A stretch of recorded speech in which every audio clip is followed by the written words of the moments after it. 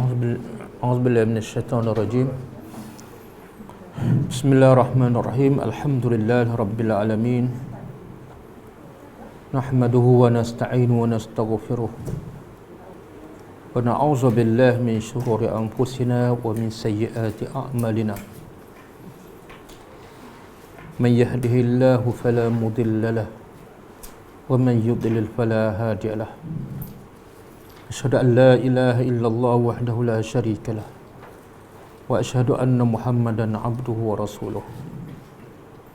سبحانك لا علم لنا إلا ما علمتنا إنك أنت العليم الحكيم. اللهم علمنا ما ينفعنا وانفعنا بما علمتنا وزدنا علما. اللهم أتي أنفسنا تقواها وزكها أنت خير من زكاها أنت وليها ومولاها. Rabbi yassir wa la tu'assir, Rabbi tammi bil khair. Amma ba'du. InsyaAllah kita sambung tadabbur surah Ibrahim ayat yang keempat.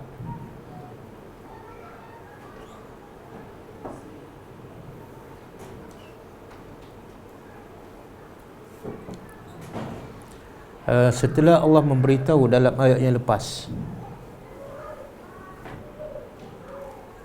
daripada ayat pertama, a'udzubillahi minasyaitonir rajim, alif lam ra, kitabun anzalnahu ilaika litukhrijan nas minaz zulumati ilan nur biizni rabbihim ila siratil azizil hamid.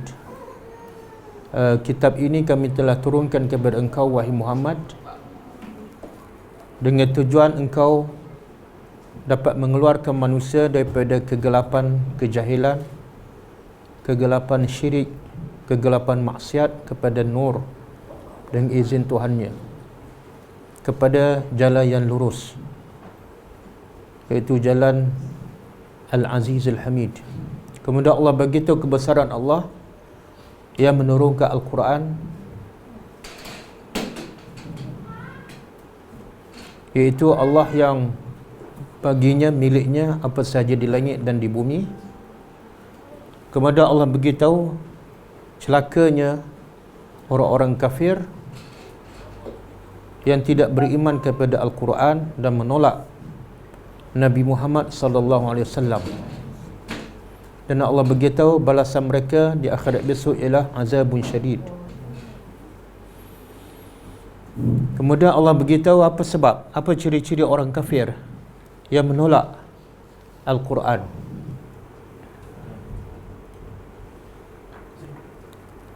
Jadi bila Allah beritahu sifat-sifat ataupun ciri-ciri, mana Allah nak beritahu sifat ni boleh juga ada kepada orang yang beriman.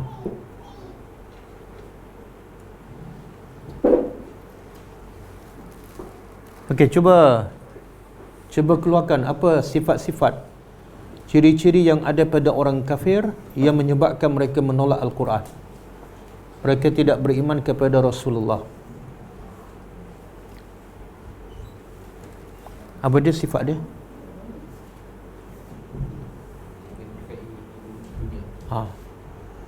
Sifat pertama dan utama ialah mereka mencintai dunia lebih daripada akhirat. Jadi bila Allah sebut sifat ni, makna bukan pada orang kafir saja, tapi kepada orang Islam pun ada sifat ni. Sekarang manusia lebih takut kepada apa? COVID-19. Sebab itulah semua arahan diikuti dan difahami dengan baik, kan? Lepas arahan, faham. Lepas faham, ada tindakan. Betul? Itu petanda apa tu? Semua arahan untuk mengelak daripada jangkitan wabak coronavirus difahami dan diikuti dengan penuh tekun di mana-mana tempat, kepada siapa sahaja. Itu petunjuk apa tu? Petanda apa? Adakah positif ataupun negatif? Positif. Dari sudut apa tu positif? menjaga keseimbangan Menjaga keselamatan diri. Betul ke? Bukan menjaga hayat lebih panjang hidup. Tak juga. Ha? Sebenar apa dia tu? Takut sakit kan? Bila takut jangkitan, sebenarnya dia nak hidup lagi lah tu. Betul kan? Bila nak hidup lagi tu, cinta akhirat ke cinta dunia? Ha? Oh, bagus. Kalau ikhtiar untuk hidup kat dunia begitu sekali, maka ikhtiar untuk hidup akhirat yang kekal abadi sepatut berganda-ganda. Tapi sekarang sebab virus ni, banyak tak sekolah tutup, pejabat tutup? Sebab apa? Sebab takut terkena jangkitan tu. Jadi masa budak-budak pergi sekolah, ramai tak yang buka aurat? Mereka, mak bapak tahu kewajipan menutup aurat kan? Tapi mak bapak hantar juga sekolah. Mak bapak sendiri pun tak tutup. Allah kata tutup, dia kata okey, tak ada masalah, bukan virus pun. Tapi bila ada arahan virus ni cepat merebak sampai tahap pandemik lah, sampai tahap tu sekolah tutup, mak bapak dengar perintah. Jadi dia lebih takut perintah arahan manusia atau perintah Allah. Jadi apa kita dapat pengajaran daripada COVID-19? Apa pengajaran yang terbesar? Ciri kekafiran. Ha? Ciri kekafiran. Ciri? Kekafiran. Bagus. Ciri kekafiran iaitu lebih cinta dunia. Bila bab dunia, bila bab kena penyakit fizikal, bila membawa kepada kematian fizikal, semua dengar, semua jelas, semua ikut, semua bertindak. Tapi bila arahan daripada Tuhan pencipta virus tu, supaya kita lebih selamat dunia dan akhirat, tidak ada tindakan buat tak faham je kan. Sebab tu Allah kata pada dalam surah Al-Baqarah, Allah kata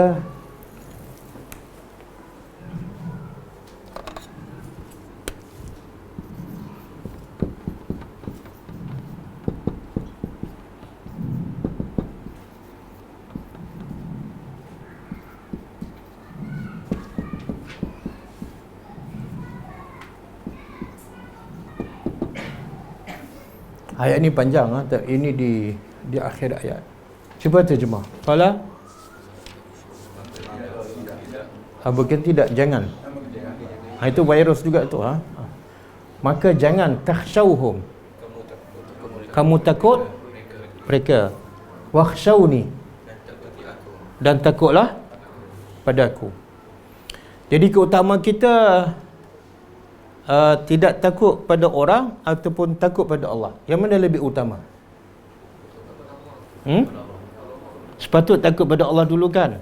Jadi sepatut ayat ni di depan, takutlah pada aku dan jangan takut mereka. Sepatut kan?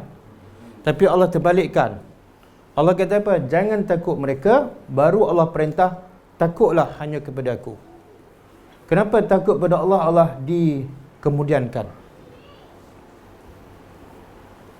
Sebenarnya targetnya Allah nak kita takut pada Allah. Tapi Allah sebut apa dulu? Jangan takut mereka, baru Allah sebut matlamat utama iaitu takutlah hanya kepada aku. Boleh faham? Okey, soalannya kenapa? Sebab tu wakhshawni di depan. Takutlah pada aku sahaja, jangan takut selain pada aku. Kebiasaan manusia. Kebiasaan manusia. Apa dia kebiasaannya? Biasanya takut pada orang. Yalah, kalau Allah kata takut pada aku, baguslah, sebab manusia biasa takut pada orang. Maka Allah perintah yang pertama, takut pada aku, jangan takut pada orang. Kenapa Allah sebut dulu jangan takut pada manusia? Ini tadabbur. Walaupun nampak dua perkataan, dua ayat, tapi maksud dia menggambarkan akidah orang beriman yang sebenar.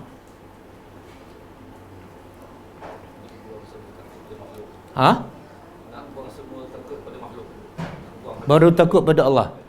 Kenapa kena buang dulu baru takut pada Allah? Sebab apa? Kenapa kena buang dulu? Sebab kalau kita tak buang dulu, takut pada manusia, takut pada rezeki, takut pada kematian, maka takut kita pada Allah tak kuat. Bila takut pada Allah bercampur dengan takut yang lain, takut tu tak memberi apa-apa makna. Boleh faham? Jadi supaya takut kita pada Allah betul-betul memberi kekuatan, dan kita tak akan takut pada apa saja, maka syaratnya apa dia? Kena buang semua takut-takut yang lain.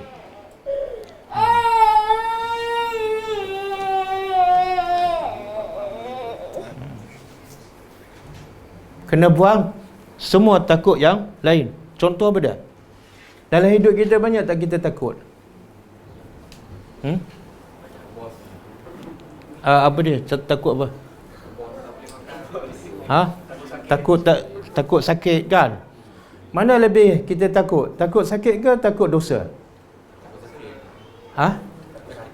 Takut sakit kan? Sebab itulah bila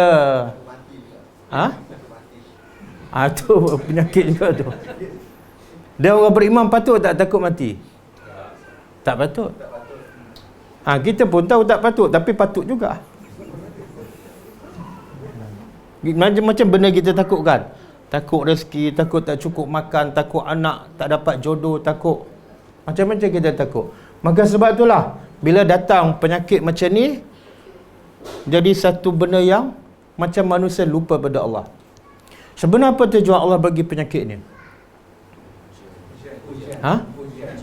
Ujian supaya apa? Supaya kita kembali. Ada dalil tak? Apa saja ujian ialah supaya manusia kembali kepada Allah. Ada dalil? Apa dia? Ayat apa?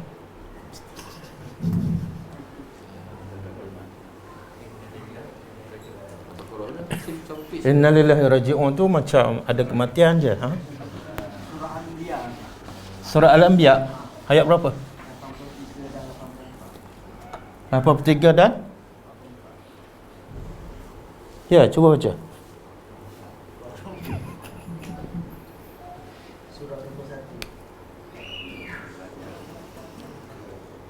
Betul ke? Cuba tengok.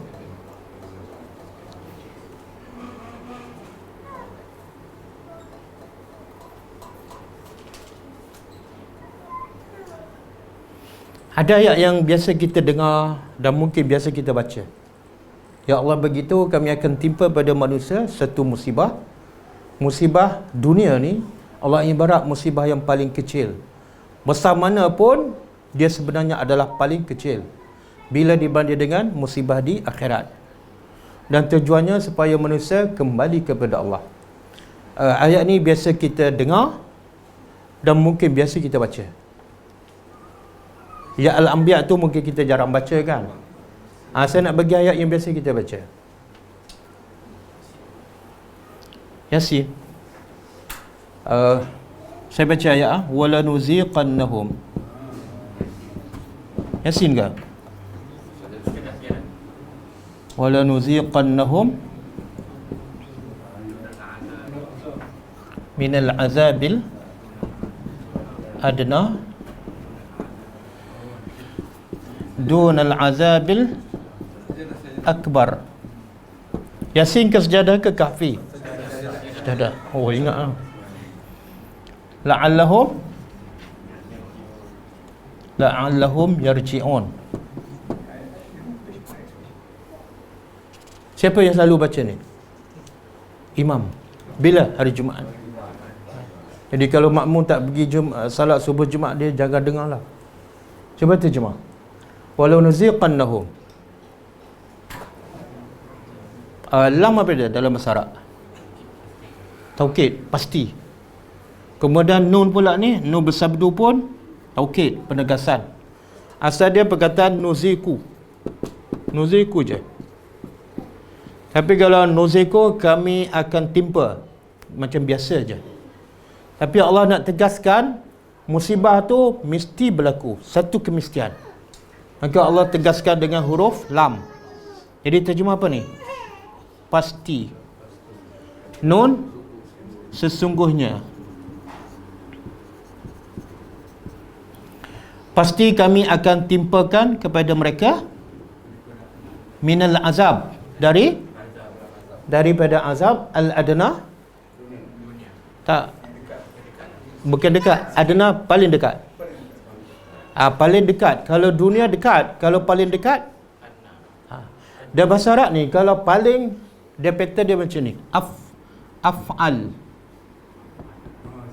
Kan?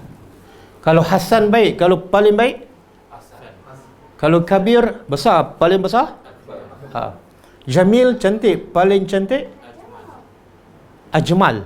Pattern dia bunyi macam ni. Af'al, afdal, ahsan. Kan? Sama kan? Okey, kalau dunia dekat, kalau paling dekat, inilah adna. Sama kan? Af'a, adna. Sama kan? Jadi adna kena terjemah paling dekat dan juga diterjemah paling kecil. Jadi pasti sesungguhnya kami akan timpa pada manusia daripada azab yang paling kecil. Allah sifatkan semua musibah yang berlaku kat dunia adalah kecil je. Jadi coronavirus kecil ke besar? Kecil ke besar? Hari ni baru kecil kan, sebelum ni besar kan? Sekarang berapa ramai dah mati?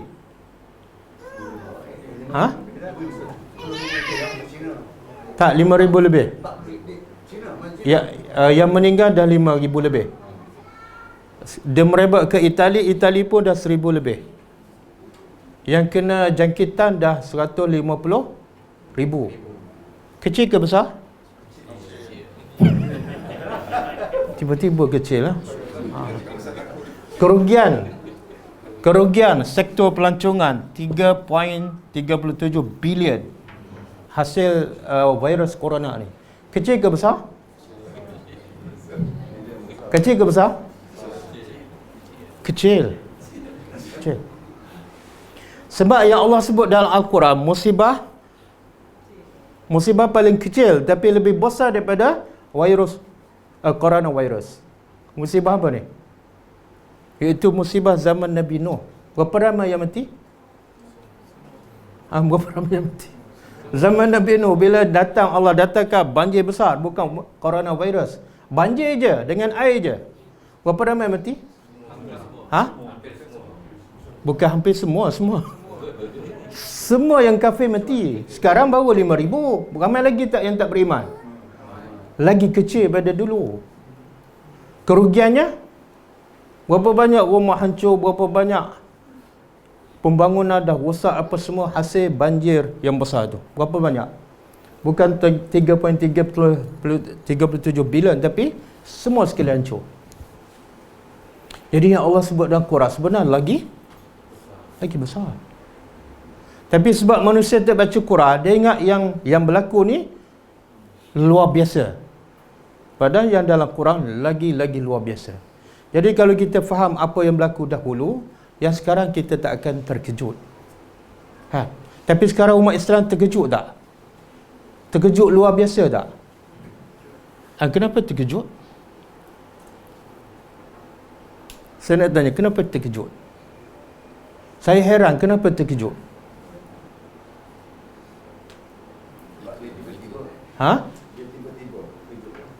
Dia tiba-tiba?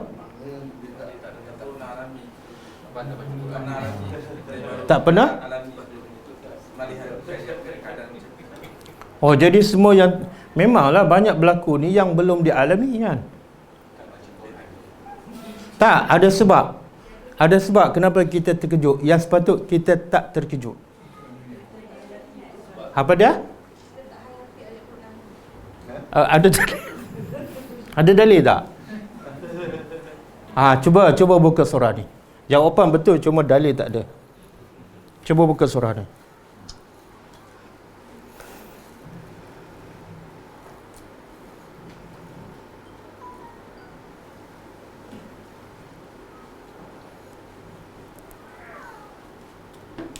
Surah Al-Hadid ayat 23.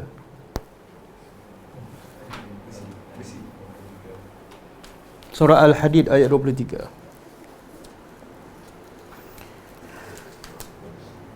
Uh, 22 dan 23. Okey, cuba masing-masing baca terjemahan. Dua ayat tu, 22 dan 23. Muka surat 540. Muka surat 540.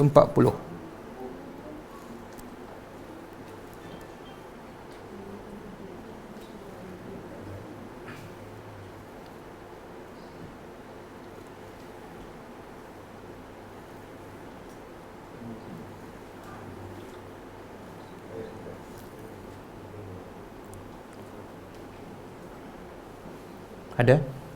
Okey, masing-masing baca. Jangan baca ayat. Baca terjemahan dia.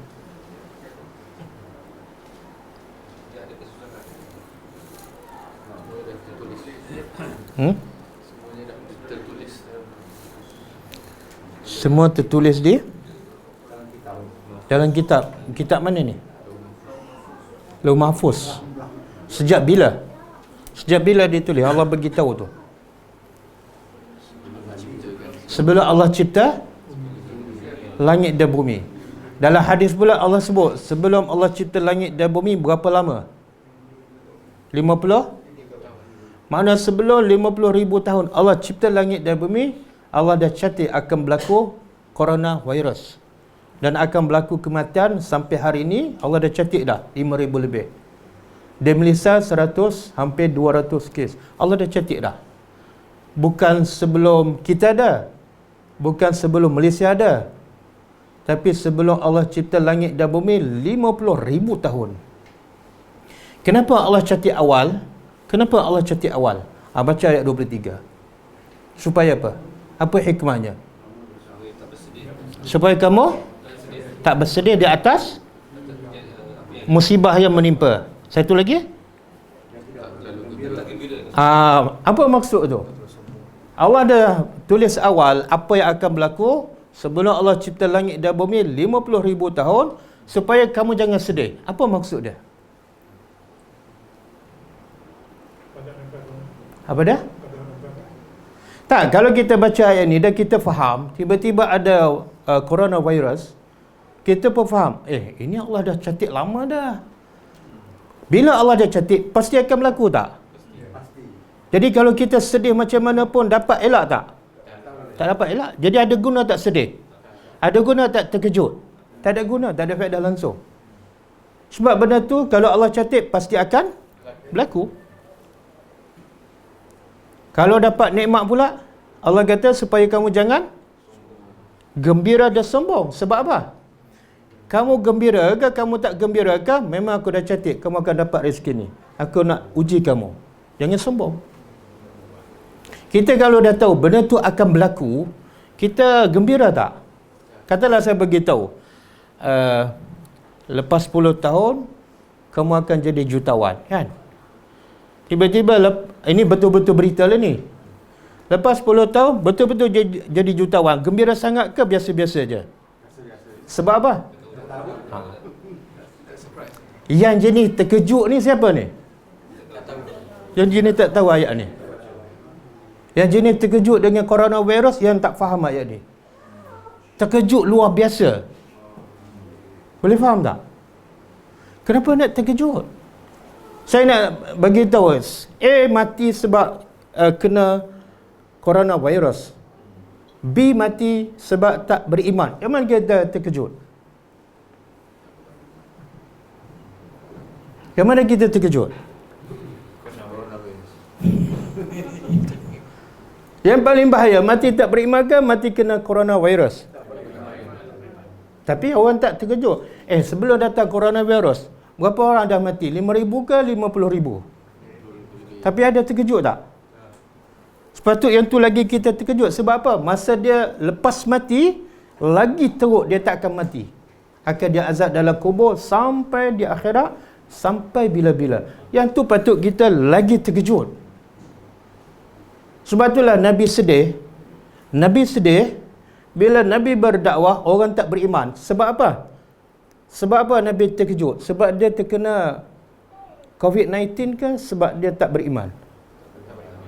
Betul tak? Banyak ayat Allah sebut. Allah tegur Nabi, kenapa kamu sampai jadi macam orang nak bunuh diri bila tengok orang tak beriman? Kenapa Allah tegur Nabi? Sebab Nabi sangat terkejut. Nabi sangat sedih melihat orang tu akan mati dalam keadaan tak beriman. Sebab Nabi tahu dah bayang apa yang akan menimpa dia dari dalam kubur, di padang mahsyar dan seterusnya. Dia tak akan keluar daripada neraka. Yang ni sangat-sangat Nabi sedih. Tapi kita sedih sekarang tengok berita kematian disebabkan COVID-19. Ramai yang mati tak beriman, kita biasa je.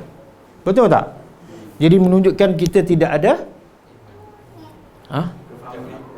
kefahaman Al-Quran. Kita tidak ada rahmat kepada manusia yang mati tak beriman. Kita hanya kesian melihat orang mati sebab coronavirus. Jadi fahaman kita mulut baca Quran tapi fahaman macam orang ramai.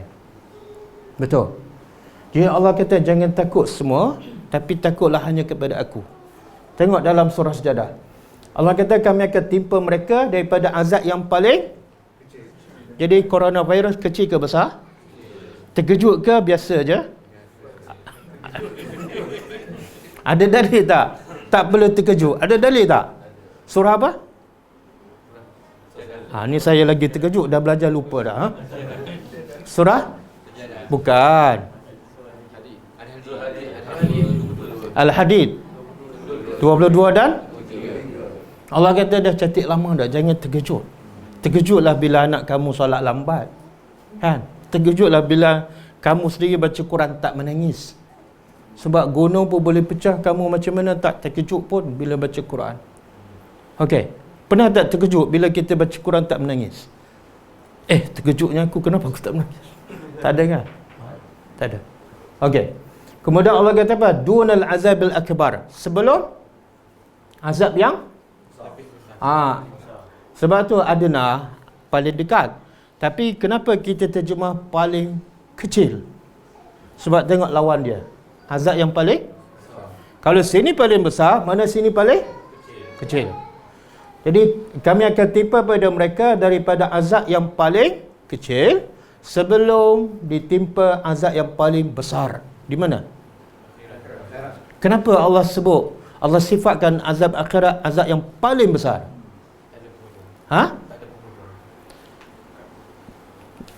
Kurang tepat. Kenapa Allah kata azab di akhirat azab paling besar?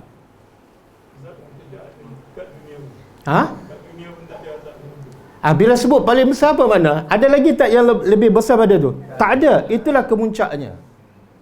Tapi antara azab paling besar di akhirat dengan azab dunia, contoh corona, yang mana manusia paling takut dan terkejut?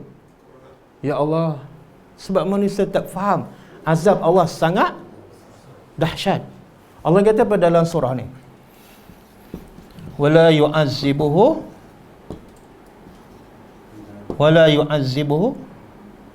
azabahu ahad. Ini surah apa ni? Bukan. Wala yu'azzibu azabahu ahad. Bukan. Betul. Betul. Dia tak ingat sebab saya ambil hujung. Kalau ambil wal fajri pasti ingat. Okey, cuba terjemah. Wala yu'azzibu, tidak ada yang boleh mengazab seperti azab Allah ahadun, seorang pun. Apa maksud? Tidak ada seorang pun boleh azab seperti azab Allah di akhirat besok. Manusia kalau azab manusia di dunia, kalau kita tengok ada video kan, orang India pukul orang Islam kan, pukul dengan rotan panjang kan, tengok kan, berapa lama dia boleh bertahan pukul tu? Mungkin 10 minit penat kan. Tapi kalau Allah pukul manusia dalam kubur, berapa lama bertahan? Allah pukul mayat yang tak beriman, masuk ke dalam 70 hasta, keluar balik, pukul lagi, keluar balik, pukul lagi, berapa lama? Sampai kiamat. Ada orang boleh pukul orang 3 hari 3 malam tanpa henti? Tak boleh. Ini dia panggil azab al-akbar. Yang ni manusia tak beriman, manusia tak faham. Jadi dia lebih takut azab yang lebih kecil daripada azab yang okey. Apa faedah? Apa tujuan? Allah timpakan azab yang paling kecil sebelum kena azab akhirat. La'allahum, supaya mereka okey. Daripada ayat ni, apa hikmah? Apa hikmah Allah timpakan apa saja musibah, termasuklah coronavirus? Apa hikmah dia? Supaya manusia kembali. Di situ nampak tak rahmat Allah? Nampak tak? Tapi sekarang orang nampak tak rahmat Allah dengan penyakit coronavirus? Orang nampak tak kasih sayang Allah? Subhanallah. Yang orang nampak pada takut. Sebab tu akhirnya bila dia takut pada penyakit, penyakit tu siapa pencipta dia? Jadi siapa lebih hebat? Penyakit ke Allah yang mencipta? Tapi sekarang orang takut pada siapa? Bahaya. Bila dia takut pada penyakit, sebenarnya dia ada penyakit lagi bahaya daripada takut pada penyakit itu, iaitu syirik. Dan akhirnya tak sampai tujuan ni, iaitu Allah timpa musibah supaya mereka semakin kembali kepada Allah. Betul?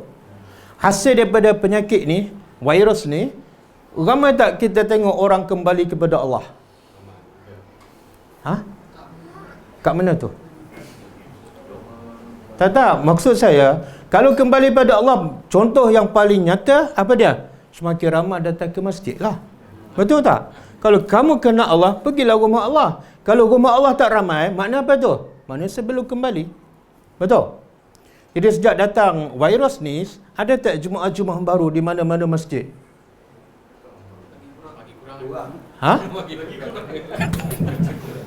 Jadi lagi kurang dah.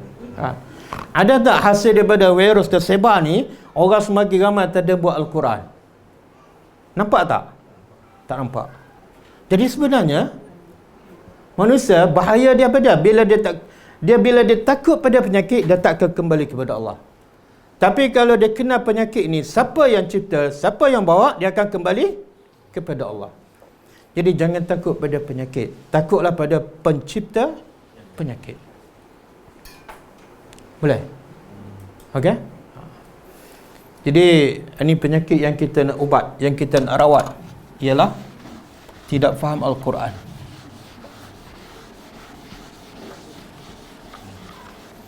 Nabi mengadu di akhirat besok tentang umat dia. Apa masalah umat dia sehingga Nabi mengadu pada Allah?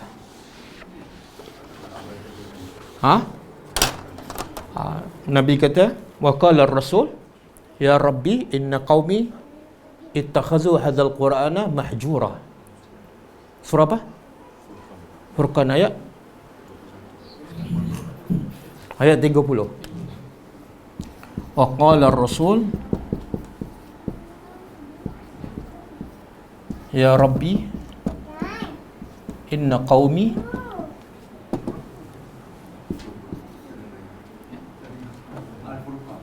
Surah Al-Furqan ayat 30.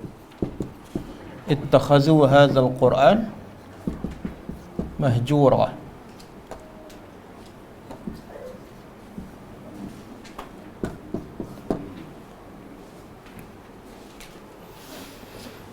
Okey. Cuba terjemah. Cuba. Surah Al-Furqan ayat 30. Dan berkatalah Rasul, wahai Tuhanku, sesungguhnya kaumku telah menjadikan Al-Quran ini satu perlembagaan yang ditinggalkan, tidak dipakai. Apa maksud? Mereka Nabi mengadu pada Tuhan, umat dia mengabaikan Al-Quran. Okey. Apa maksud mengabaikan Al-Quran? Mahjura ni daripada hijrah. Apa makna hijrah? Kalau Nabi hijrah daripada Mekah ke Madinah, makna Nabi tinggal Mekah. Itulah hijrah. Jadi kalau hijrah Al-Quran mana? Okey, apa maksud meninggalkan Al-Quran? Ibnu Qayyim kata, antara mereka yang Nabi mengadu pada Allah, yang mengabaikan Al-Quran ialah orang yang baca tapi tak faham, ataupun baca faham tapi tak Jadi masalah besar umat Islam bukan coronavirus. Sebab Nabi tak pernah mengadu pun pada Allah tentang musibah penyakit. Yang Nabi mengadu ialah masalah penyakit tak faham Al-Quran. Jadi inilah masalah besar manusia. Sebab itulah kalau orang faham Al-Quran, datang musibah macam mana, tenang je. Allah rakam tak kisah Nabi Ayub? Sakit tak Nabi Ayub? Agak-agak mana lebih bahaya, penyakit coronavirus dengan penyakit yang menimpa Nabi Ayub? Mana lebih bahaya? Mana tahu? Tahu tak penyakit apa? Penyakit yang menimpa Nabi Ayub, tahu tak penyakit apa? Penyakit kulit, dia makan ulat. Bukan, ada kata dia sakit sampai keluar ulat, kemudian dia ambil ulat masuk balik. Itu semua cerita Israeliat. Tak betul. Yang penting dia ada penyakit lah. Penyakit tu menyebabkan apa? Kesan penyakit itu. Orang kita tahu penyakit yang sampai cerita Israeliat pun dia percaya, iaitu keluar ulat. Tak betul. Tapi yang Allah cerita dalam Quran, kesan penyakit yang menimpa Nabi Ayub apa dia? Semua anak dia mati. Semua, Nabi Ayub ni asalnya kaya luar biasa. Semua harta dia habis. Semua isterinya meninggal, kecuali ada seorang isteri. Bahaya tak penyakit tu? Bahaya. Jatuh miskin, anak pun tak ada. Dan tahu tak berapa tahun Nabi Ayub menanggung penyakit tu? 18 tahun. Cuba bayangkan, kita ni baru coronavirus baru berapa bulan kan? Berapa bulan baru? 5 bulan kan? Kita belum kena tapi dah macam orang. Bukanlah macam orang gila, tapi takut luar biasa kan? Sampai tak berani keluar. Semua arahan ikut, basuh tangan walaupun 10 kali sehari kan? Tutup mulut macam-macam, jangan bergaul tempat orang. Semua ketakutan yang luar biasa. Tapi Nabi Ayub 18 tahun. Apa Nabi Ayub buat? Doa. Apa doa dia?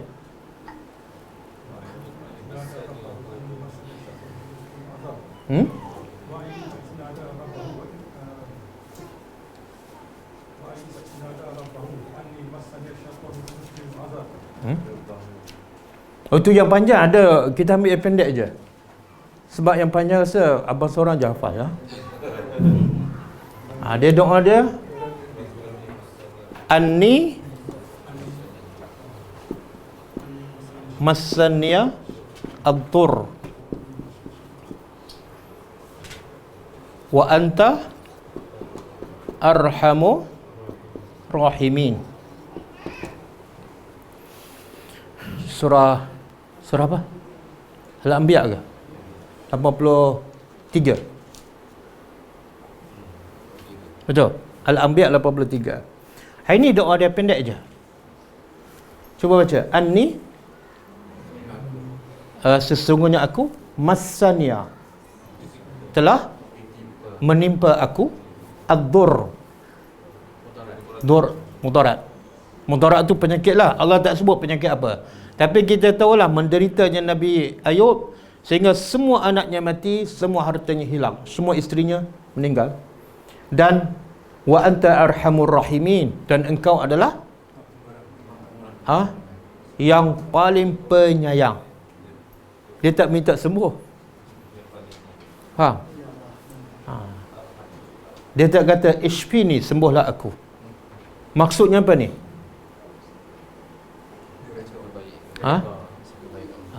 Sebab Nabi Ayub tahu bila Allah yang menimpa dia pasti ada kebaikan. Jadi bila ada kebaikan dia serah pada Tuhan, nak sembuh ke tak nak sembuh ke, yang Tuhan buat semua baik. Bahkan ada satu hadis kan, Nabi kata apa? Man yuridillahu bihi khairan, apa dia? Bukan, ada satu lagi hadis. Yusib minhu.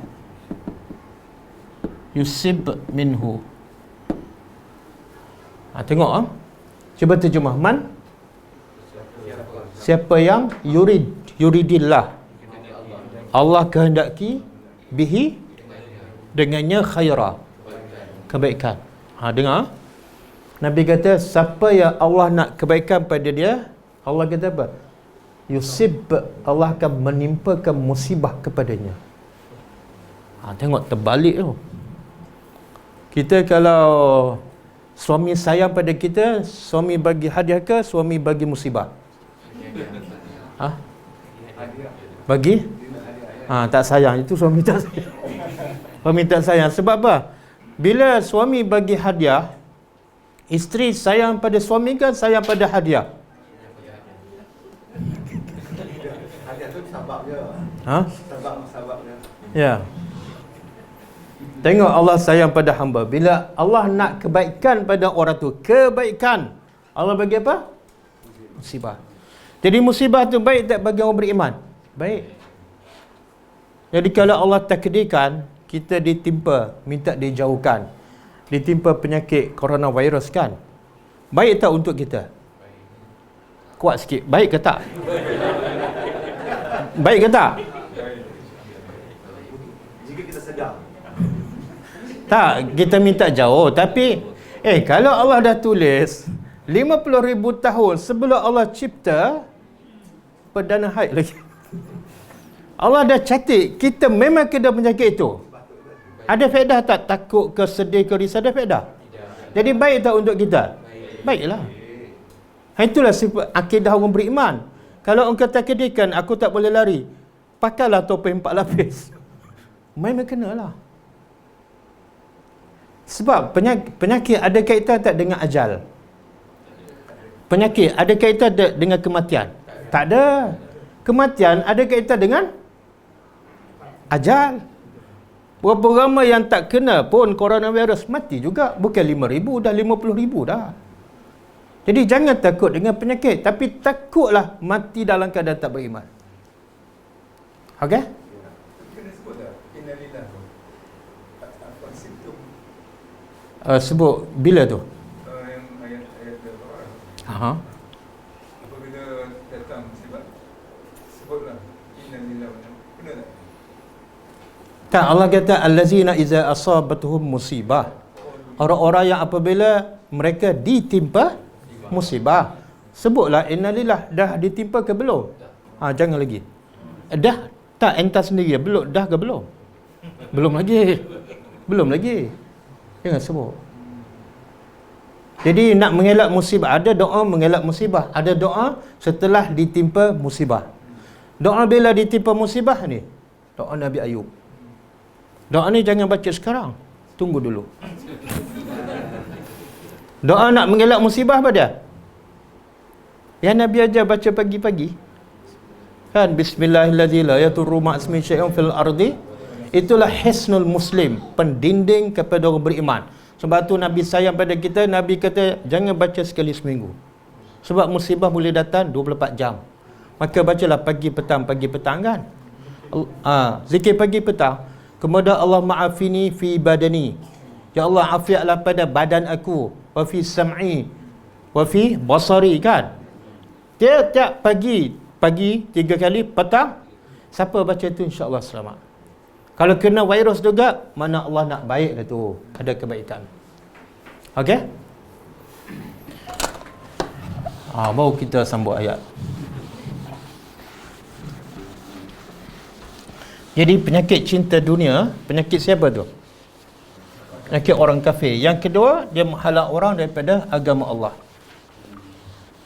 Kemudian Allah beritahu, setelah Allah beritahu sebelum ni, Allah mengutuskan, menghantar, menurunkan Al-Quran kepada Nabi untuk mengeluarkan manusia daripada kegelapan kepada cahaya kan. Itu untuk Nabi. Adakah mesej wahyu Allah nak keluarkan manusia daripada kegelapan kepada cahaya, adakah itu hanya kepada Nabi Muhammad sahaja ataupun semua para Nabi pun sama?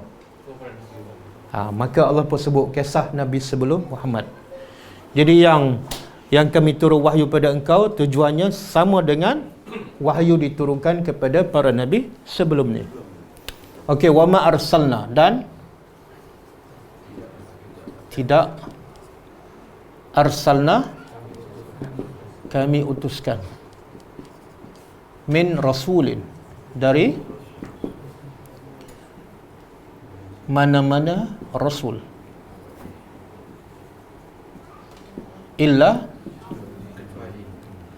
kecuali bilisani qaumihi, bi dengan lisan. Lisan dah jadi bahasa Melayu kan? Ujian lisan kan? Masa SPM dulu ada ujian lisan. Dengan lisan ni maksud dia, asal dia lidah, tapi dia maksud dia adalah bahasa. Dengan bahasa qaumihi, kaumnya. Kenapa setiap kali Allah turun wahyu adalah wahyu tu mengikut bahasa kaum yang diturunkan wahyu tu? Kenapa? Supaya senang kaum dia. Kenapa kena faham?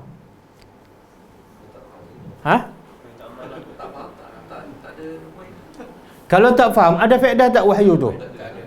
Sebab itulah semua arahan tentang cara nak mengelakkan coronavirus, semua kita faham tak? Kalau arahan tu dalam bahasa yang kita tak faham, ada faedah tak arahan tu? Tak ada. Tapi manusia cepat faham kalau arahan untuk jaga fizikal dia. Tapi arahan nak jaga hati, ramai yang susah nak faham. 50 tahun pun tak faham juga. Kan? Sebab apa? Tak, sebab cinta dunia. Dia nak jaga ialah lebih kepada fizikalnya. Yang kurang nak jaga sebenarnya lebih besar daripada itu, iaitu hati. Okey, lidah kaumnya li. Ni Allah begitu sebab supaya, li itu makna supaya, yubayyin, dia yubayyin apa dia? Yubayyin menjelaskan, supaya dia iaitu Rasul menjelaskan lahum kepada mereka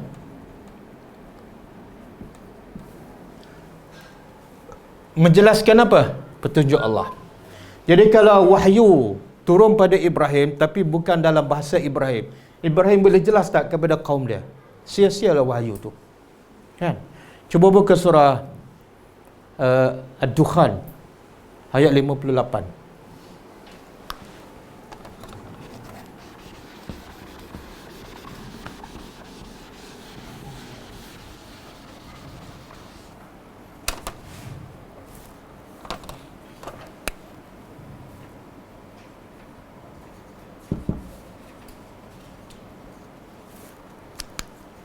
Cuba baca ayat. Fa innama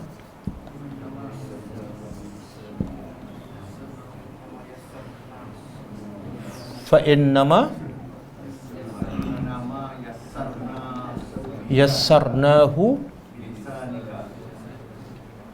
bilisanika la'allahum yatazakkarun.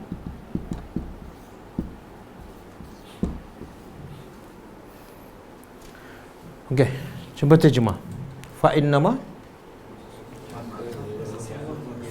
innama bukan setakat sesungguhnya, ada tambah makna dia pun bertambah. Kalau inna sesungguhnya, kalau innama tak, maka fa. Maka sesungguhnya hanyalah, kena tambah hanyalah. Hanyalah yassarnahu, kami memudahkannya. Memudahkan apa tu? Al-Quran. Sesungguhnya kami telah memudahkan Al-Quran dengan cara apa? Bilisanika. Yang tadi lisan qaumihi sama. Ka ni siapa dia? Nabi Muhammad. Iaitu dengan lidah, dengan bahasa engkau. Bahasa apa? Bahasa Arab. Apa tujuan? La'allahum, supaya moga-moga mereka, kaum kamu, yatazakkarun, mengambil peringatan. Jelaskan. Jadi sebab tujuan supaya kaum orang musyrikin Mekah mengambil peringatan daripada Al-Quran, maka Allah turunkan dalam bahasa Nabi dan bahasa orang Arab Quraisy. Sebab tujuan supaya mereka ambil peringatan. Kalau dia turun dalam bahasa yang mereka tak faham, tak sampailah tujuan. Susah tak kalau Allah turun Al-Quran dalam bahasa Jepun? Nabi dah tak faham, orang Mekah lagi. Akhirnya tujuan tazkirah hidayat tak capai. Okey? Jadi kita mungkin bertanya, Ustaz tak apalah, Quran dalam bahasa Arab sebab Nabi orang Arab. Orang Mekah pun orang Arab. Kita ni orang Melayu, macam mana nak faham? Jadi macam kita dimaafkan kalau tak faham. Okey tak? Boleh tak kita berhujah? Kita tak faham sebab Quran bukan bahasa kita. Boleh? Tak boleh? Apa dia? Untuk difahami. Yalah, tapi bukan bahasa kita. Macam mana kita nak faham? Ha? Kena belajar. Belajar bahasa ke belajar tadabbur? Dia sebenarnya kalau Quran turun pada Nabi bahasa Arab dan turun kepada orang Jepun Quran juga tapi dalam bahasa Jepun. Turun kepada orang Melayu Quran juga tapi dalam bahasa Melayu. Agak-agak apa jadi? Agak-agak apa jadi? Maksud lain-lain. Sebab bahasa Melayu lain, bahasa Jepun lain.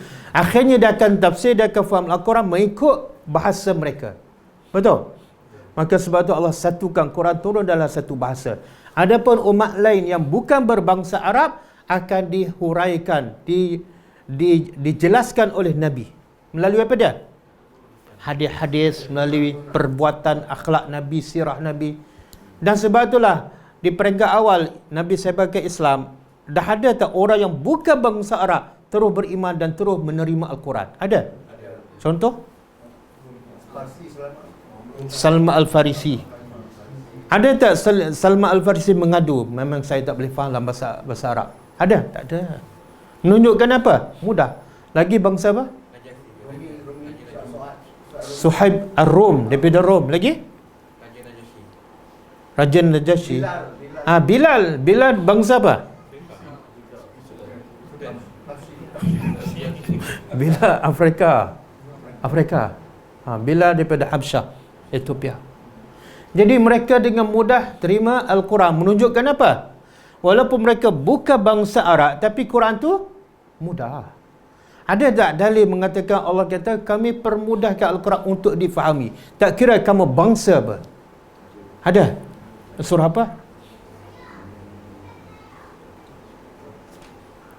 Dan Allah ulang 4 kali kami telah permudahkan Al-Quran untuk diambil tazkirah.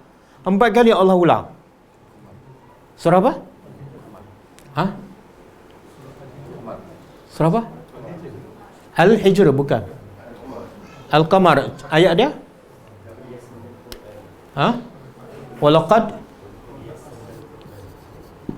Walaqad yassarna Al-Quran lizikri fahal min muddakir. Allah ulang 4 kali ya, 4 kali dalam satu surah kan. Cuba terjemah. Waw dan lam pasti, qad penegasan 2 kali, pasti sesungguhnya, yassarna kami permudahkan Al-Quran untuk apa? Allah begitu. Yang Allah mudah ni bahagian apa? Untuk apa? Adakah untuk betulkan tajwid? Adakah untuk khatam? Adakah untuk hafal jadi mudah? Bukan. Kami permudahkan Al-Quran lizikri untuk ni. Liyatazakkarun. Untuk diambil peringatan. Mudah untuk diambil peringatan. Allah tak kata mudah hafal, mudah baca, mudah khatam, mudah betulkan tajwid, tak. Sebab semua tu bukan tujuan Al-Quran diturunkan. Tujuan Al-Quran diturunkan la'allahum yatazakkaru. Kita bangsa Melayu, mudah tak? Mudah. Betul? Dari mana kita boleh faham? Daripada ustaz yang tahu bahasa Arab. Betul kan? Dan kita sekarang lagi banyak kemudahan untuk faham Al-Quran. Dalam bahasa Inggeris pun ada. Kan dalam YouTube berlambak. Sebab tu kata Ibn Qayyim, nikmat yang paling besar bagi orang beriman ialah, kalau orang beriman tahu, dia tak ada masa nak kejar dunia, kalau dia tahu nikmat yang paling besar ialah mentadabbur Al-Quran. Masa dia akan banyak mentadabbur Al-Quran. Pagi, siang, malam. Kalau dia tahu nikmat yang paling besar ialah menghayati dan beramal dengan ajaran Al-Quran. Tapi sekarang ramai tak tahu nikmat tu, akhirnya dia tak ada masa nak tadabbur Al-Quran. Sebab dia tahu, dia tak sedar nikmat paling besar ialah tadabbur Al-Quran. Sebab itulah bila tadabbur Al-Quran, Nabi sanggup tak kena maki? Ya, Nabi dan sahabat sanggup tak kena halau daripada Mekah? Semua kesan tadabbur Al-Quran. Okey? Akhirnya bila kita faham Al-Quran, menjadikan semua kerja kita buat untuk agama Allah. Untuk agama Allah kalau kita faham Al-Quran. Okey? Boleh ha?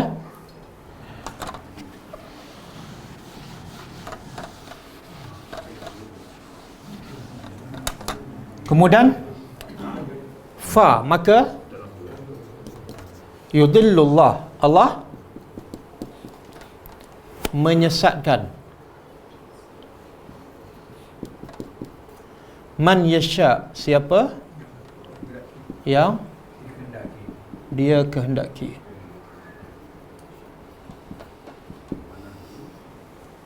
Wa yahdi, dan dia memberi hidayat. Man yasha, siapa yang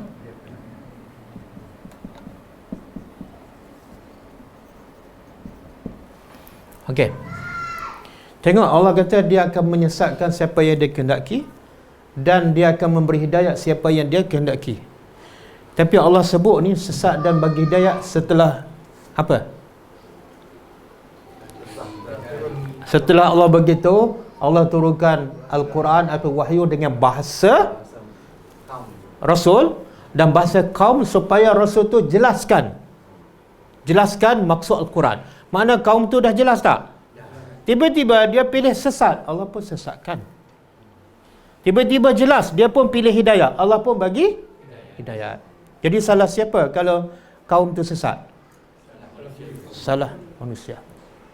Jadi kena faham ayat ni, Allah menyesatkan siapa dia kehendaki. Siapa ni? Siapa yang Allah sesatkan? Yang pilih sesat. Yang pilih sesat. Jadi kalau biasa tak orang Melayu cakap, saya belum dapat hidayat. Biasa kan? Apa maksud tu? Masih? Siapa menyesatkan dia? Tapi ayat tu macam dia nak salahkan siapa? Nak salahkan siapa? Allah. Salahkan orang okey lagi. Ni salahkan Tuhan. Maksudnya saya belum dapat hidayat. Dia nak bagi apa? Allah belum bagi hidayat. Faham? Ini dia minta berapa kali sehari? 17 kali sehari. Tapi akhirnya dia kata saya tak dapat. Habis yang kamu minta 20 tahun tu takkan tak dapat? Mesti ada something wrong ni. Kan? Kalau minta tak dapat, berhenti dulu, jangan minta lagi. Faham tak? Dia minta hidayat tapi tak dapat, mesti ada sebab kan? Sebab apa tak dapat? Minta 17 kali sehari dan 17 tahun tapi tak dapat. Sebab apa tak dapat? Ada tak orang minta rezeki 17 kali sehari, 17 tahun tapi tak dapat rezeki? Ada? Ada ke tak ada?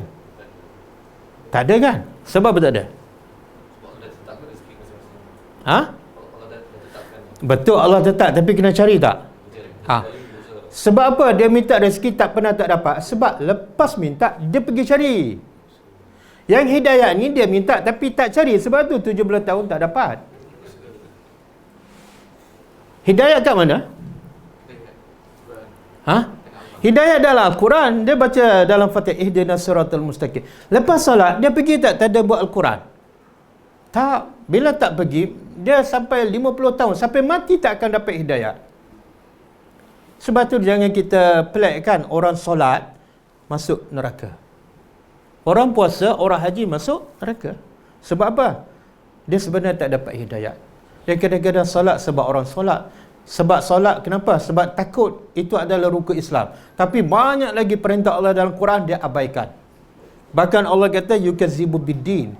Dia solat tapi dia pendusta agama. Kan? Sebab apa? Fazalika yad'un wala yahuddu ala. Banyak lagi perintah Allah dia tak ikut. Takkanlah dengan solat kamu boleh masuk? Tak. Boleh. Jadi minta hidayat kena cari. Okey. Jadi Allah menyesatkan siapa yang dia nak sesatkan. Allah bagi hidayat siapa yang. Jadi siapa yang Allah nak bagi hidayat ni? Siapa ni? Orang yang mencari dan orang nak hidayat. Ada orang cari tapi silap cari. Dia cari hidayat daripada tok guru dia. Tok guru dia pula rujukannya bukan Quran. Tak akan jumpa. Itu sesat juga.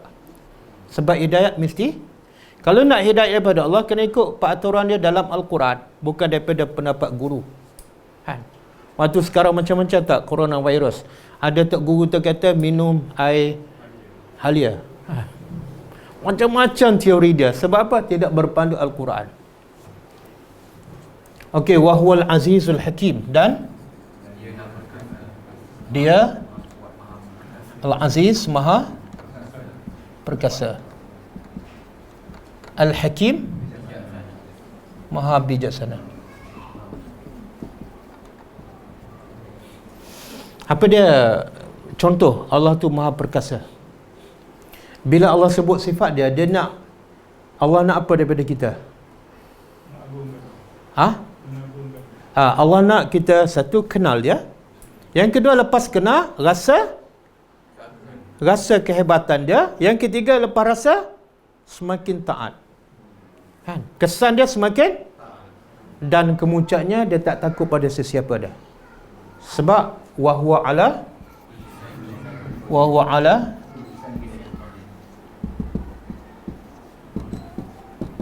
ni dia atas setiap sesuatu qadirun, maha berkuasa. Ayat ni bagi kita orang beriman, bila kita baca ayat ni, kita ada rasa apa-apa tak?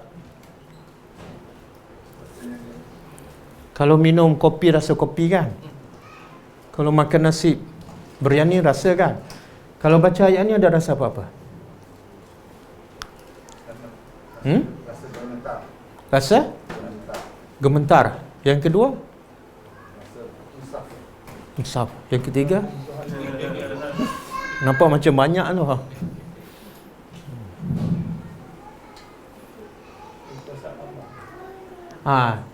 Yang paling besar ialah kita tak takut pada sesiapa pun. Termasuklah penyakit corona. Sebab apa?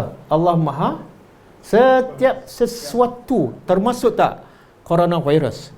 Termasuk dalam setiap sesuatu. Allah berkuasa tak? Jadi jangan takut pada penyakit virus tu, tapi takutlah pada Allah. Okey? Jadi Allah Al-Aziz, Allah hantar nak matikan orang dan nak menakutkan manusia, hanya Allah perlu hantar pada virus dia. Satu dunia takutkan. Satu dunia kerugian. Bandar Itali, tahu apa berlaku di bandar Itali sekarang? Jadi bandar hantu. Orang takut nak keluar rumah. Saya tengok berita tadi, kosong tengah bandar. Dulu penuh dengan pelancong. Sekarang kosong, bandar hantu. Bandar Wuhan macam penjara. Tengok Al-Aziz, Allah hantar senjata apa? Virus je. Mas habis semua kat klinik hospital. Okey. Dan Al-Hakim apa mana? Apa kaitan Al-Aziz dengan Al-Hakim? Biasa kita baca Al-Aziz, lepas tu mesti ada kaitan tu. Allah nak begitu. Bila Allah tu hebat, Allah perkasa, Allah buat apa saja, tapi bukan sembrono. Mesti ada hikmah, mesti ada kebaikan. Bila Allah hantar coronavirus sampai menakutkan manusia, sampai kerugian bilion, ada hikmah tak? Ada hikmah. Hikmahnya apa? Hikmah paling besar.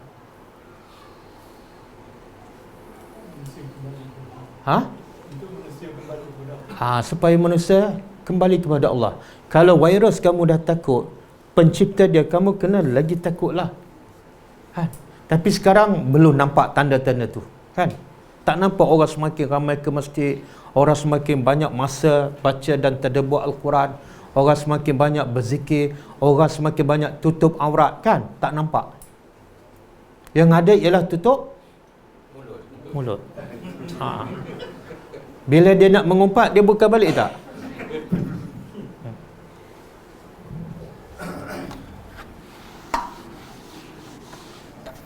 Okey, walaqad arsalna, dan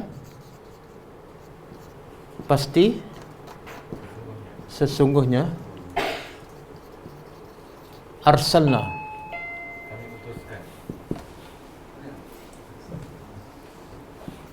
kami telah utuskan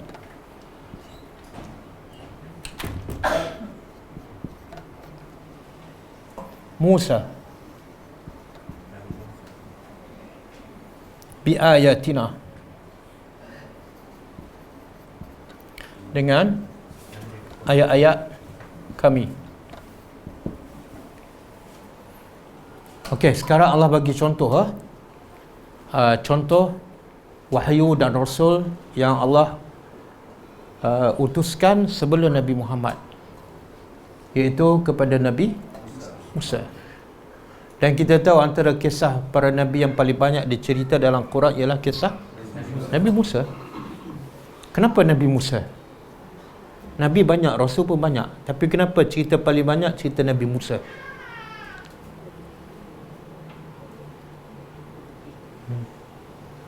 Kita kalau baca surah Yasin, ada tak cerita Nabi Musa? Surah Yasin. Adakah ataupun dah lupa? Ada? Tak ada kan? Tak ada. Kalau surah Al-Kahfi ada? Adakah Musa dengan Khidir? Lagi?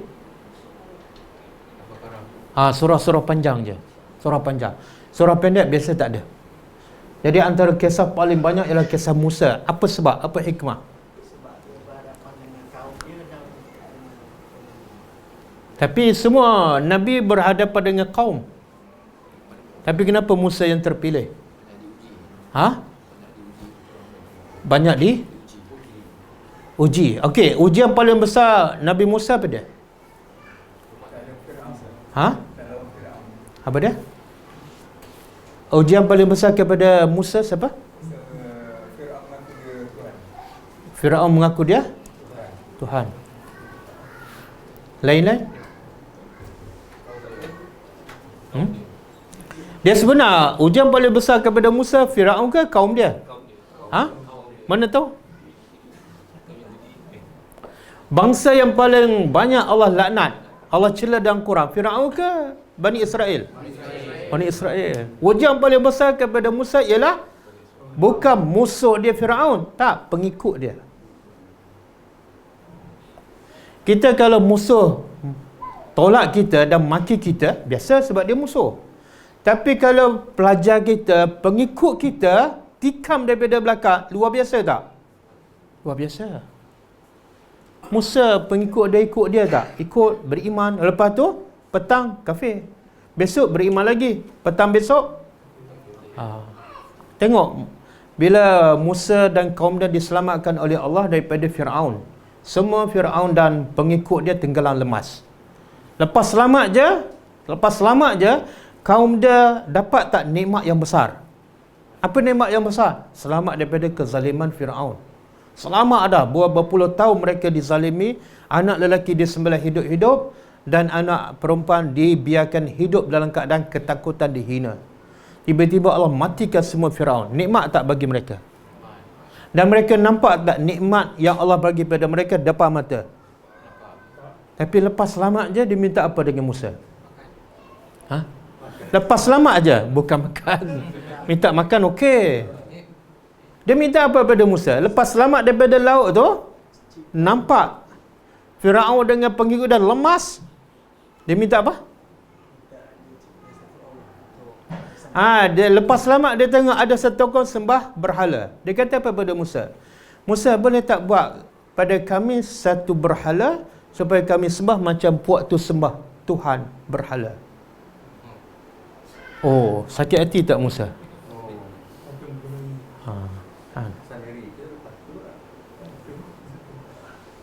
Dan banyak lagi Bani Israel kan. Allah turun manna wassalwa, tak bersyukur. Allah sesatkan dia 40 tahun. Lepas tu Allah ada pendapat kata Allah matikan, Allah bagi peluang hidup balik, tapi kufur lagi. Jadi ujian paling besar Musa ialah kaum dia sendiri. Firaun tu tak ada apa. Firaun tak ada apa. Macam saya kan, saya pergi berdakwah kat luar, orang tak pernah belajar dengan saya pun, dia maki saya. Dengan pelajar yang belajar dengan saya 5 tahun, maki saya. Yang mana lebih menyakitkan? Yang kedua kan? Yang kedua. Tapi setakat ni tak ada lagi pelajar. Kalau ada pun saya ingatlah kisah Musa. Sebab tu Nabi kata apa? Faqad uziya Musa katsira. Nabi Muhammad kata, Nabi Musa telah diujian dengan uji yang berat dan banyak. Fasabara. Lalu dia sabar. Aku lebih patut bersabar daripada Musa, sebab aku lebih baik daripada Musa. Sebab tu kisah Musa banyak disebut dalam Quran sebagai motivasi pada Nabi Muhammad. Inilah penghibur hati Nabi yang sedih bila kaum dia tak beriman. Kenapa aku nak sedih ni? Musa lagi teruk. Jadi meringankan. Okey? Jadi kami telah utuhkan Musa dengan ayat-ayat kami. Jadi pengajarannya apa? Setiap Nabi mesti ada tak ayat. Apa makna ayat? Tanda. Apa dia tu? Mukjizat. Setiap Nabi mesti ada mukjizat. Apa hikmahnya? Apa bijaknya Allah? Apa rahmatnya Allah? Setiap Nabi Allah bagi mukjizat ataupun ayat. Supaya dapat menewaskan. Supaya dapat menewaskan musuh. Tapi ada juga Nabi kena bunuh. Apa hikmahnya? Menunjukkan kebesaran Allah. Menunjukkan? Ialah apa tujuan? Setakat nak tunjuk, ini Nabi yang terpilih. Umat mengikut dia. Ya? Umat mengikut dia. Dengan apa? Ikut Rasul. Rahmat Allah ataupun hikmah Allah, bijaknya Allah, setiap Rasul Allah bagi mukjizat. Sebab apa? Sebab kalau setiap Nabi tak ada mukjizat, kaum dia agak-agak beriman tak? Tak akan beriman. Sebab ada mukjizat pun. Jadi kalau Allah hantar Nabi tanpa mukjizat, tanpa ayat-ayat, mana orang lagi tak beriman, Allah tak nak.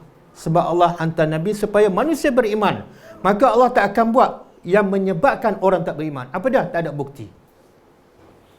Sebab itulah, kalau orang tak beriman, sebab kita cakap Islam tanpa dalil, jangan salahkan orang tu.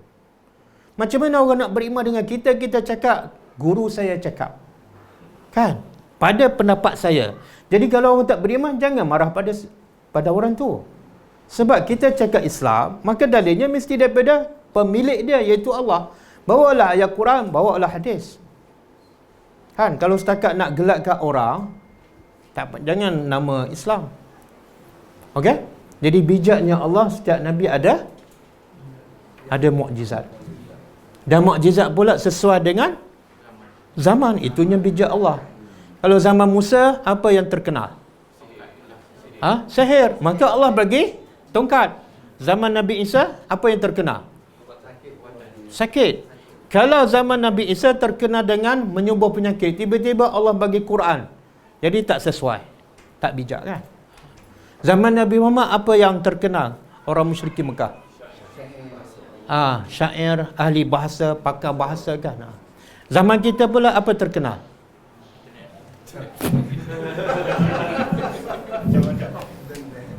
Tak, zaman kita apa yang sesuai? Apa bukti yang paling sesuai? Tak, Quran. Quran untuk sepanjang zaman. Sebab itulah mukjizat semua para Nabi, bila mati Nabi, habis mukjizat mereka. Dah sepayak dah. Sebab tak sesuai untuk orang akan datang. Tapi Quran bila Nabi Muhammad mati, sesuai lagi tak Quran untuk bila-bila? Sesuai. Jadi jangan bawa internet.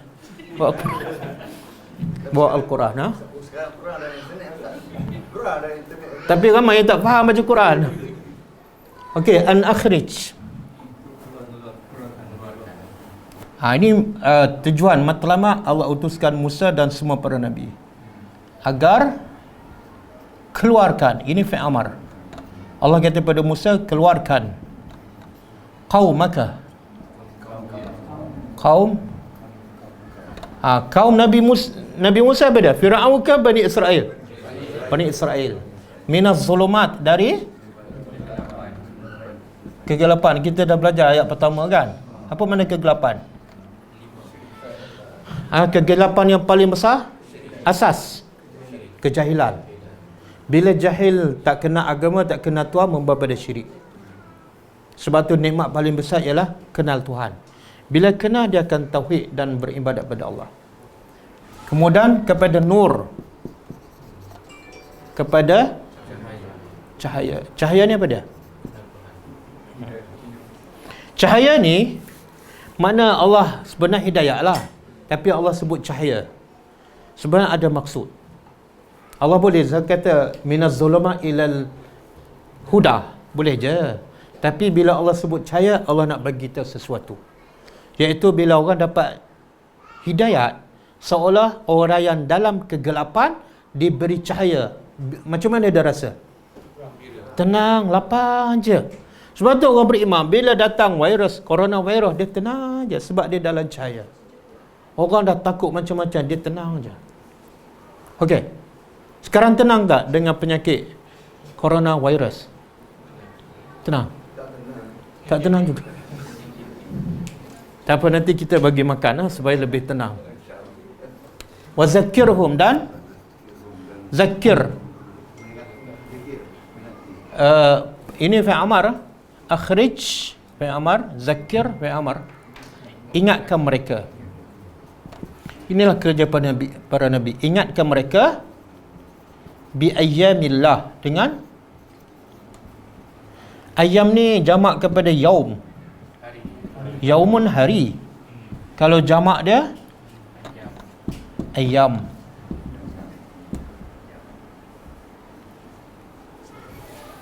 Jadi apa maksud ayyamillah? Hari-hari Allah. Bukan. Kalau hari kiamat satu hari je. Ini ayam, hari-hari. Allah perintah pada Musa, pertama, kerja kamu, keluarkan umat kamu daripada kejahilan, kepada kesyirikan, kepada hidayah, kepada cahaya. Kemudian ingatkan mereka dengan hari-hari Allah, iaitu apa yang Allah timpa pada umat-umat dahulu bila mereka tak beriman. Sebab bila ajak dia beriman, bila dia degil, perlu pada apa? Amaran. Amaran tu ialah ayyamillah. Tengok, kalau kamu tak beriman, cuba tengok apa berlaku pada kaum Ad. Mereka tak beriman, apa yang Allah timpakan. Kaum Samud, kaum Nabi Lut, semua tak ada seorang pun terlepas bila tak beriman. Sebab itulah Islam ni kena ada berita gembira dan ada menakutkan. Dua. Kalau berita gembira saja, jadi apa? Berita gembira aja, akhir sekali dia syok sendiri. Kita selamat dia daripada neraka. Rupa-rupa orang yang solat pun masuk neraka. Kalau cerita menakutkan saja, cerita gembira tak ada. Buat ni masuk neraka, buat ni, apa akan jadi? Dia akan putus asa. Dia cerita azab kubur je, sampai dia panggil ustaz azab kubur. Bahaya tu. Jadi akhir sekali orang kadang-kadang dah putus asa nak hidup. Sebab apa? Rasa macam tak selamat je. Jadi kena cerita juga nikmat dalam kubur, kan? Okey, ingatkan mereka dengan hari-hari yang Allah timpa musibah pada kaum-kaum dahulu. Inna, sesungguhnya, fi zalik, pada demikian itu. Demikian tu apa maksud? Dia balik pada apa ni? Ni, ayyamillah. Bagaimana Allah binasa kaum Samud, bagaimana Allah binasa kaum Nabi Lut, semua tu adalah la ayat. pasti tanda-tanda kebesaran Allah. Tetapi bagi siapa?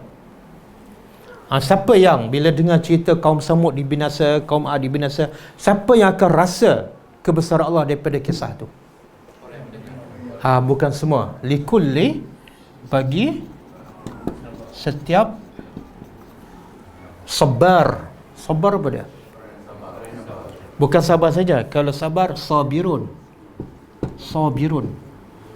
Tapi kalau sabar ni, dia bahasa Arab, kalau wazan fa'alun. Fa'alun. Ini wazan dia sabirun, wazan dia fa'ilun. Samakan bunyi. Fa'ilun, sabirun. Jadi sabirun orang sabar biasa. Tapi kalau bahasa Arab kita nak beritahu dia banyak sabar. Sabarnya sangat luar biasa. Apa saja musibah dia sentiasa sabar. Kena tukar pattern dia fa'alun. Cuba jadikan sabirun, pattern dia fa'alun. Inilah sabarun.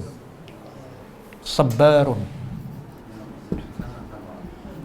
Sangat sabar. Kalau alimun, orang yang alim biasa je. Tapi orang yang banyak ilmu, allamun. Biasa jumpa tak dalam Quran? Allamul ghuyub. Kan? Dan orang, kalau orang tu alim, alim. Tapi kalau ilmu dia luar biasa, alam ditambah satu lagi ta. Alamah. Pernah dengar alamah? Alamah makna orang yang ilmu dia luar biasa. Atas pada ulama lagi. Okey? Jadi orang yang sangat banyak sabar, syakur, sama juga yang banyak bersyukur.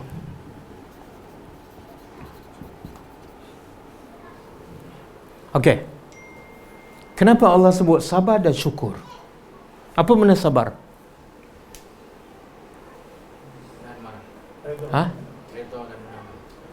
Bukan reda. Reda bahasa Arab, sabar bahasa Arab. Dua perkataan yang berbeza, makna pun berbeza. Apa makna sabar? Pernah tak sabar? Pernah sabar? Macam mana pernah sabar tapi makna sabar tak tahu? Mungkin tak sabar lah tu. Sabar boleh bagi definisi sabar. Menahan diri daripada marah dan berkata-kata. Sabar dalam bahasa Arab ialah habsun nafsi anil jaza'i wal kalam. Tahan nafsu daripada marah dan daripada berkata-kata. Ya, biasa kalau orang marah ni kita nampak kat mana? Kadang-kadang nampak muka dia kan, ataupun nampak mulut perkataan. Bodoh. Itu tak sabar tu. Saya sabar ni. Kalau saya tak sabar, bukan saya kata bodoh, saya tampar. Sebenarnya tak sabar tu. Okey. Sabar yang lagi tinggi lah sabar melakukan ketaatan dengan meninggalkan. Tak, sabar ada 3 jenis. Sabar ada tiga jenis. Sabrun satu, sabar ala ta'ah. Sabar menunaikan ketaatan. Sabar nak solat, sabar nak puasa, sabar nak apa lagi? Nak baca Quran. Yang kedua, sabar ala tarki al-maksiat. Meninggal maksiat. Kena sabar. Bila nak mengumpat je, sabar, tahan mulut. Yang ketiga, sabar alal musibah.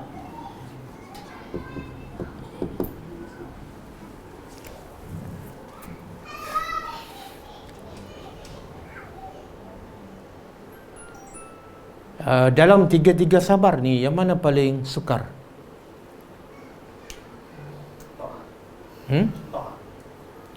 Sabar untuk mentaati Allah. Kenapa?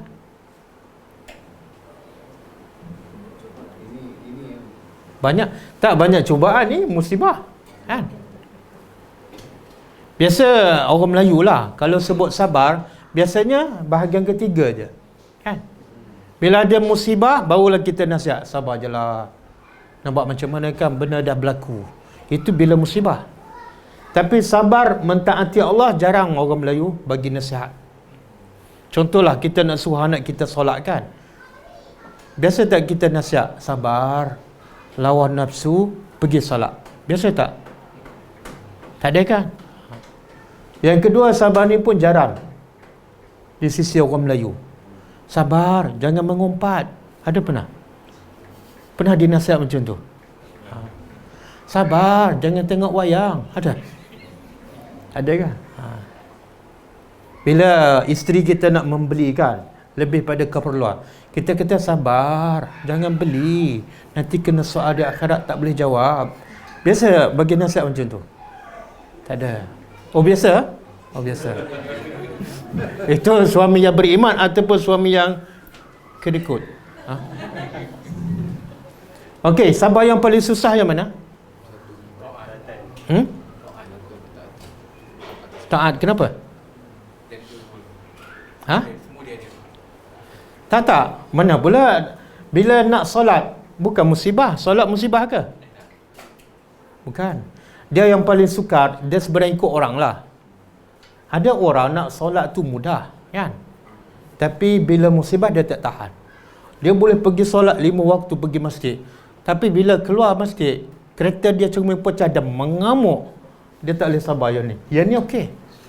Kan? Tutup aurat pun boleh, tutup semua. Tapi bila ada penyakit je, anak mati ke, suami aksiden ke, dia mengamuk. Dia tak boleh terima. Kan? Ada orang musibah ni okey je, senyum je. Tapi solat malas. Ada juga. Jadi ikut defend kepada orang tu lah.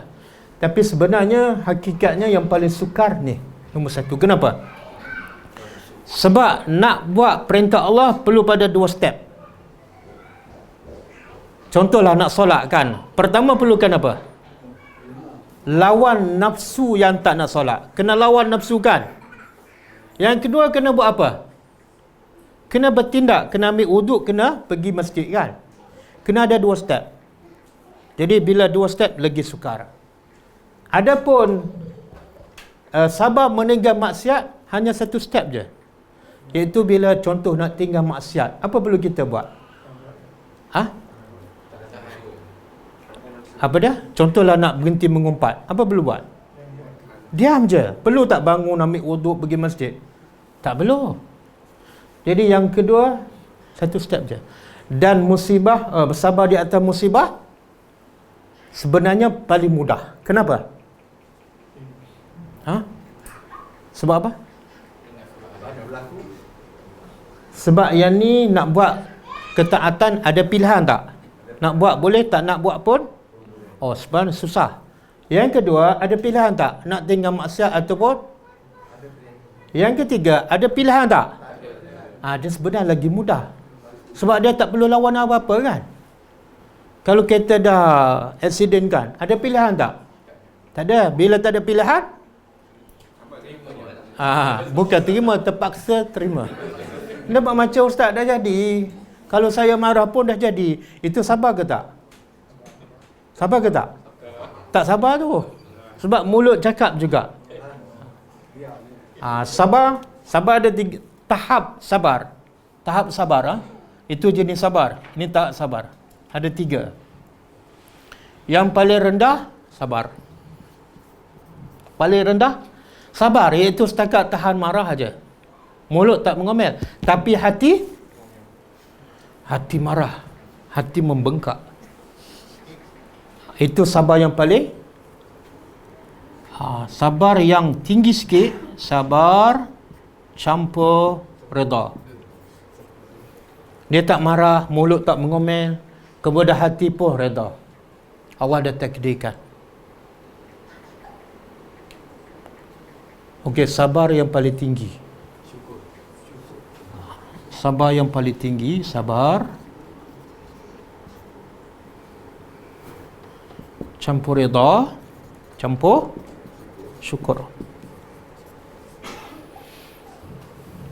Mana bila berlaku musibah, dia tak marah, mulut tak mengomel, hati reda. Bahkan mulut dia kata apa? Alhamdulillah di atas musibah ini. Alhamdulillah ala kulli hal. Jadi mulut dia boleh puji Allah bila Allah bagi musibah. Itu sabar yang paling tinggi. Okey. Boleh ke? Kita bila dapat kereta baru, sebut apa? Alhamdulillah. Lepas tu bawa 2 hari accident, sebut apa? Itu sabar yang paling tinggi. Sabar yang paling tinggi. Itu teori baru, belum praktikal tu. Kita beli telefon baru kan, clear. Tengok-tengok 2 hari hilang. Mulut kata apa? Masya-Allah. Tak, alhamdulillah. Sebut syukur alhamdulillah ala kulli hal. Boleh ke? Sebab tu Nabi ajar kita, orang beriman bila dapat nikmat, alhamdulillah allazi bi ni'matihi tatimmus solihat.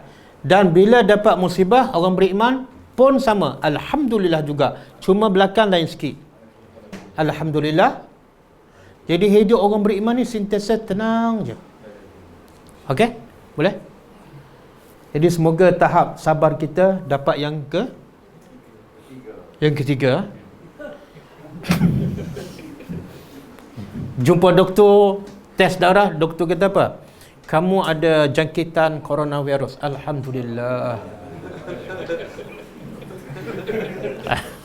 Doktor pun pensan. Dia ada seorang diceritakan salafus salih, dia kepala botak, tak tumbuh rambut, kulit dia sopak, mata buta, 2 kaki 2 tangan kudo. Apa yang ada? Tak ada apalah. Buta dengan sopak, dengan botaknya, dengan kulit. Tapi mulut dia sentiasa bersyukur. Dia kata alhamdulillah. Jadi bila orang dengar dia puji Allah dalam keadaan Allah tak bagi apa-apa pada dia, pada zahirnya. Rambut tak ada, kulit pun buruk, mata buta, kaki tak ada, tangan tak ada. Orang kata, apa hal kamu duk puji Allah ni? Allah tak bagi apa-apa. Dia kata apa? Celakalah kamu. Sebenarnya Allah bagi satu nikmat yang sangat besar pada aku, iaitu lidah yang sentiasa boleh berzikir dan hati yang sentiasa boleh bersyukur. Aku nak apa lagi? Berapa ramai yang kulit licin, rambut cantik, tapi tak keluar zikir dan tak bersyukur. Boleh faham? Jadi nikmat paling besar pada? Bukan rupa paras. Nikmat paling besar, kita kenal Tuhan, mulut sentiasa berzikir, hati sentiasa. Betul tak? Kita sekarang kulit licin tak? Ada sopak? Rambut cantik tak? Mata terang tak? Kaki tangan sihat tak? Tapi berapa kali mulut berzikir? Okey? Habis. Dah pukul berapa dah? Cukup lah. Nanti tak sempat habis makan lah. Cuma satu saya nak sebut. Apa punca? Jadi daripada 2 ayat kita belajar ni cukup jelas. Al-Quran diturunkan supaya difahami. Supaya manusia ambil iktibar, tazkirah kan. Allah kata apa? Allah, kami mudahkan Al-Quran dengan bahasa engkau, wahai Muhammad, supaya mereka yatazakkarun. Surah apa tu? Fa innama yassarnahu bilisanika la'allahum yatazakkarun. Surah apa tu?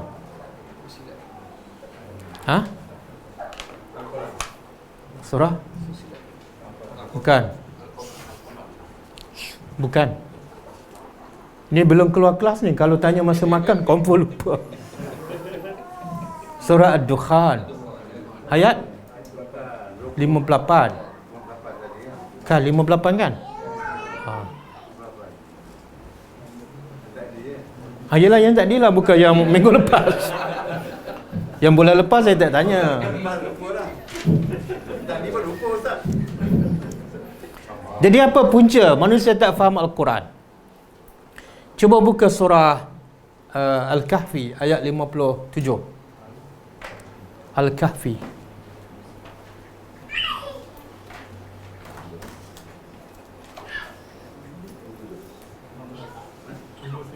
Surah Al-Kahfi ayat 57. Waman azlamu mimman zukira bi ayat Rabbih fa'arada anha wa nasiya ma qaddamat yadahu. Kemudian inna ja'alnahu ala qulubihim akinnatan. Kemudian an yafqahuhu wa fi azanihim waqra. Oh dah? Okey dah. Sekat dulu. Waman, cuba terjemah. Waman? Siapa? Azlam. Siapakah paling? Allah tanya dalam bentuk mencabar. Siapa lagi yang paling zalim? Mimman, daripada orang yang zukira, yang telah diperingatkan bi ayati rabbih, dengan ayat-ayat Allah, ayat-ayat Tuhannya, tetapi fa'arada, lalu dia dah dapat peringatan, dah faham, tapi dia berpaling anha, daripada ayat tersebut, wa nasya, dan dia lupa ma qaddamat, apa yang telah dilakukan oleh yadahu, dua. Apa maksud? Dia lupa dengan dosa-dosa yang dilakukan. Jadi Allah nak bagi apa ni? Allah tanya dan Allah cabar. Dalam banyak-banyak yang zalim, siapa yang paling zalim? Daripada orang yang bila dengar ayat Allah tapi dia masih tak ikut ajarannya. Mana Allah nak tanya, jawapannya kita akan jawab apa? Ada lagi yang lebih zalim daripada itu? Tak ada. Contohlah rasuah, bunuh anak, berzina, minum marak kan, derhaka pada mak bapak. Satu lagi, dengar ayat Allah tapi berpaling. Dalam semua tu yang mana paling zalim? Tapi kalau tanya orang ramai, dia kata yang paling zalim siapa?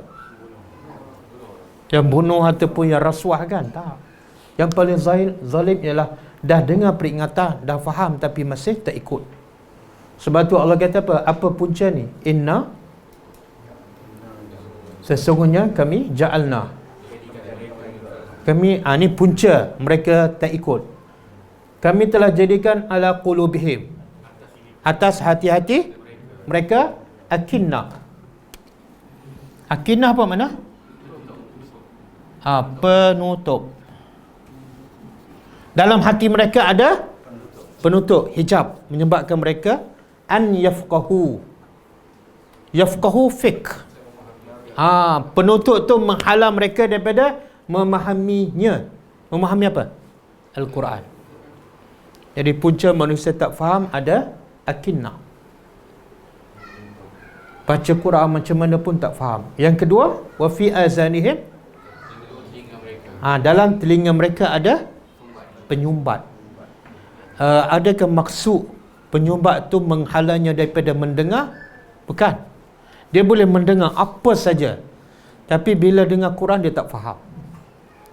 Kalau orang bagi faham pun dia buat macam. Jadi Allah seolah Allah pekakkan telinga mereka dan Allah butakan hati, dan akhirnya mereka la yafqahun, mereka tak faham Quran. bacalah 50 tahun mereka tak faham. Jadi penghalang satu akinnah.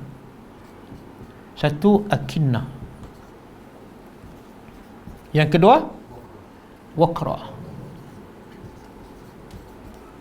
Dan semua ni berpunca daripada apa?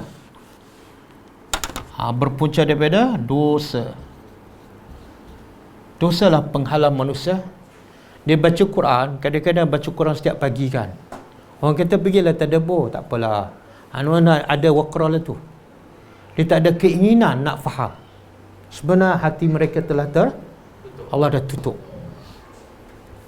Jadi ingat A akinah, W waqra, ANW. Jangan beli ANW, jangan beli ya. Sebab akinah dan waqra. Jadi punca semua tu adalah dosa.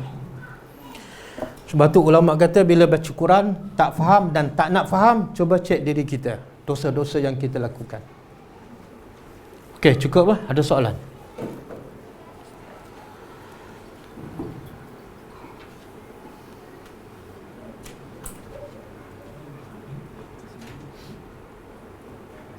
Maaf tak, tadi ada tulis yang jenis-jenis sabar kan. Yang kedua tu ada saya miss ada maksiat apa? Ada Tarki meninggal. Sabar dalam meninggal maksiat.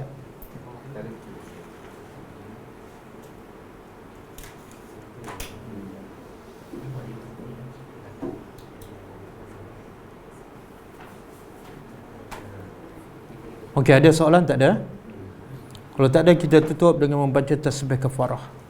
Subhanakallahumma wa bihamdika asyhadu an la ilaha illa anta astaghfiruka wa atubu ilaik. Assalamualaikum warahmatullahi wabarakatuh.